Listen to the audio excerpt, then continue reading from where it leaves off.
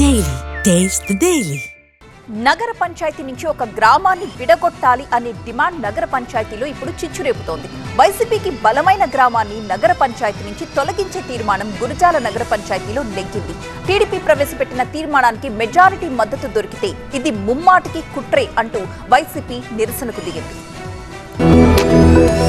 జంగమహేశ్వరపురం గ్రామాన్ని నగర పంచాయతీ నుంచి తప్పించే ప్రతిపాదన గురజాలలో టీడీపీ వైసీపీ ప్రజాప్రతినిధుల మధ్య తీవ్ర వివాదానికి దారితీసింది. గురజాల నగర పంచాయతీ నుంచి వైసీపీకి బలమైన జంగమహేశ్వరపురాన్ని తొలగించాలని టీడీపీ తీర్మానం ప్రవేశపెట్టింది. జంగమహేశ్వరపురం తొలగింపుపై ఇవాళ గురజాల నగర పంచాయతీలో ఓటింగ్ సందర్భంగా హైడ్రామా చోటు చేసుకుంది. గురజాల నగర పంచాయతీ కౌన్సిల్ సమావేశానికి మొత్తం 18 మంది సభ్యులు హాజరుగా 11 మంది తీర్మానానికి అనుకూలంగా 7 వ్యతిరేకంగా ఓటు వేశారు. వైసీపీకి చెందిన మాజీ చైర్మన్ పోలు పవన్మయ్యని లోపలికి వెళ్లనివ్వకుండా గేటు దగ్గరే పోలీసులు అడ్డుకున్నారు. మాజీ చైర్మన్ ని ఎందుకు అడ్డుకున్నారంటూ వైసీపీ కౌన్సిలర్లు వాగ్వాదానికి దిగి పోలీసుల తీరుకు నిరసనగా గేటు ముందు బైఠాయించారు. ప్రజల కోరిక మేరకే జంగమహేశ్వరపురాన్ని వేరు చేస్తూ కౌన్సిల్ తీర్మానించిందన్నారు గురజాల నగర పంచాయతీ చైర్మన్ బడేజాని. మున్సిపల్ పరిధిలో ఉండడంతో పన్నుల భారం ఎక్కువగా ఉందని జంగమహేశ్వరపురం ప్రజలు భావిస్తున్నారని ఈ విషయంపై గ్రామంలో ప్రజాభిప్రాయ సేకరణ సభ పెట్టామన్నారు. 300 సంవత్సరాలుగా కలిసి ఉన్న గురజాల జంగమహేశ్వరపురం గ్రామాల్ని రాజకీయ ప్రయోజనాల కోసం విడదీశారని ఆరోపించారు వైసీపీ రాష్ట్ర కార్యదర్శి యనుమల మురళీధర్